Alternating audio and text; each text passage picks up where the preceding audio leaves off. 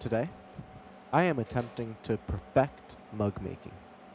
This is my first real attempt at making it perfect. I know that calling a mug perfect is far-fetched and also opinion-based, but when you look at a piece that is so good, you might as well call it perfect.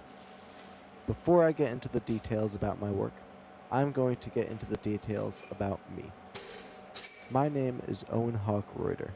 I'm a 19-year-old college student who is based north of Philadelphia, and I am taking a 10-week independent study for ceramics. I've been working on the wheel for about 10 accumulated months over the span of 3-ish years. I'm currently studying under someone that I'll mention later.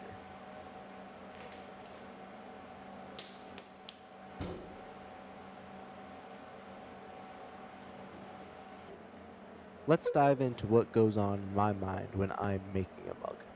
What you saw me doing earlier is called wedging the clay. It is the act of condensing the clay repeatedly until it is smooth, consistent, and there are no to little air bubbles. The hope is to have no spaces in between your clay. Right now, I'm going to try to center this piece that I just wedged out. But this clay that I chose was particularly hard and it made it difficult to wedge. And this happened to cause me a lot of problems. Because during the session that you're seeing right now, I attempted to make 8 things and I only came out with 1 body. Yikes.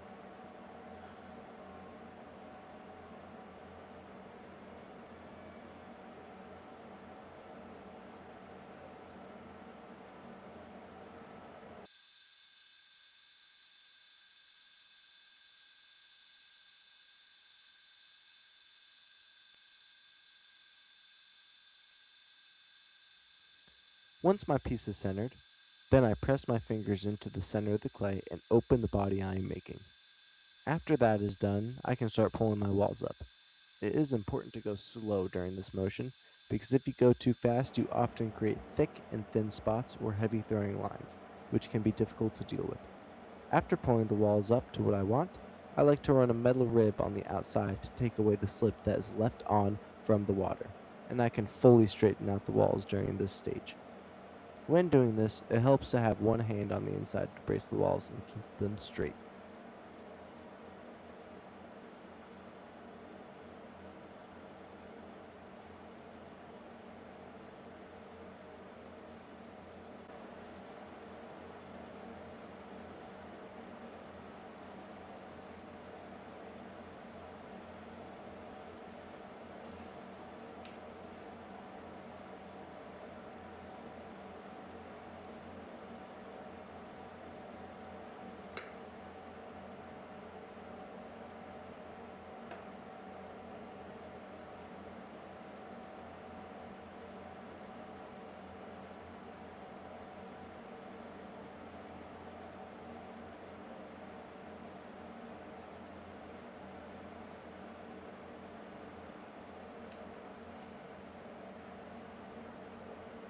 When the piece is finished, you can wire it off the wheel and pick it up.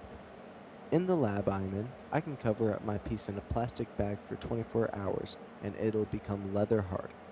When trimming a piece, it needs to be leather hard to effectively trim the piece with confidence. After I threw, it rained outside, causing the air to be moist, so my piece was slightly too wet. But I went ahead anyways, knowing it would most likely dry out while I was trimming without deforming.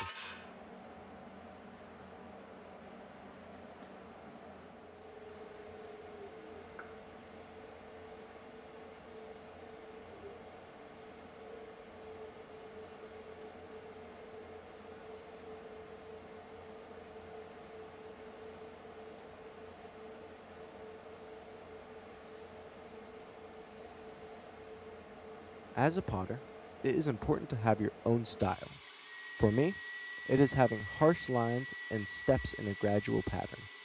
As you see now, I have made 3 steps in my mug. I find this sort of pottery to be so satisfying. I also find this new trimming tool I bought to be satisfying. It cuts my clay like butter, and it was totally worth the $44.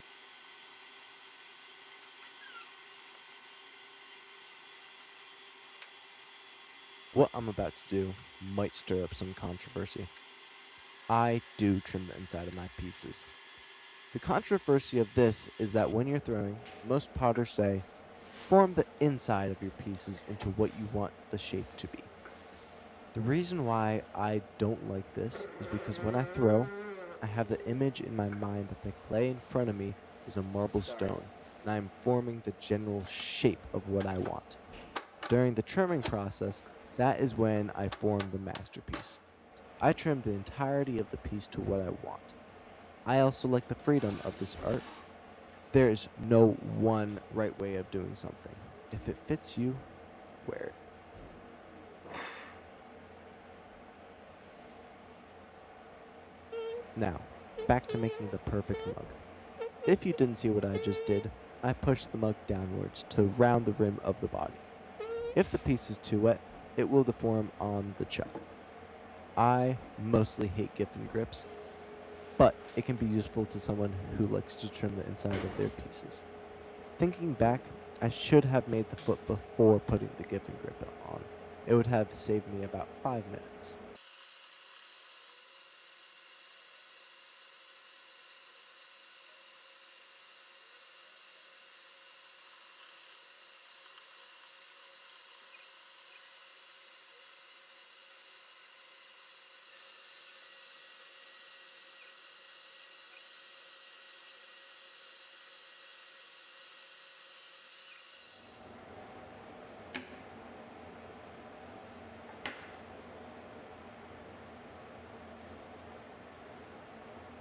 Now, the final step of forming the shape of the mug. Pulling and attaching the handle. When pulling the handle, you need to have an even pull past the clay. You'll see me pull my hand down past the end of it so I can be even throughout the entirety of the pull. If you pull too hard on the handle, it can create weak spots and you can tear the entire thing in half. If you have inconsistent pressure throughout the entire pull, it can be bigger or smaller in certain areas, also leading to tearing. It is also important that you always have a wet hand. If your hand is too dry, you'll again rip it.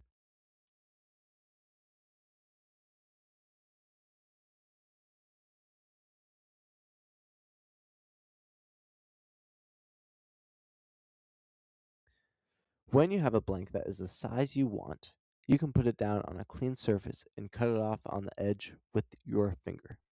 Oh my, who is that flipping us off? Oh, that is just who I'm studying under. Her name is Christina Orthwine. She is an amazing artist and sculptor, and I am very lucky to be studying under her. Anyways, before I attach the handle, I pat down one side of the blank and make it flat. This is where I attach it to the top of the body of the mug. Before I go on with that, I score where I want to place the handle and put some slip where I scored. I then press the blank firmly on the scored spot while bracing the inside of the body. If the clay formed a thin spot while attaching, I just shove more clay towards the weak spot, mostly fixing the problem. When it is safely secured on the body firmly, I continue to pull and smooth the handle until it is the size I want.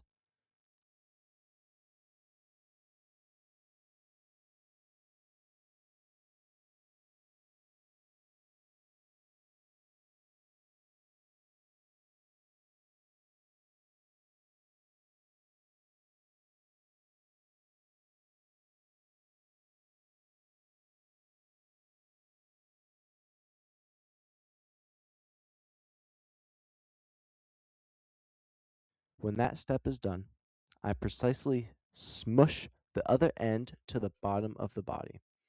After it dries out for about an hour, I fix it up and remove the clay and making it straight.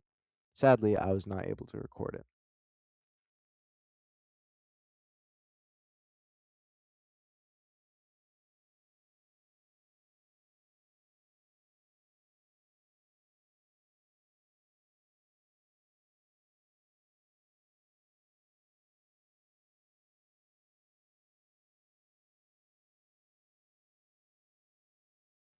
If you made it through to the end, I just want to stop and say thank you for watching my first video for this channel. And if you want, feel free to subscribe. Thank you.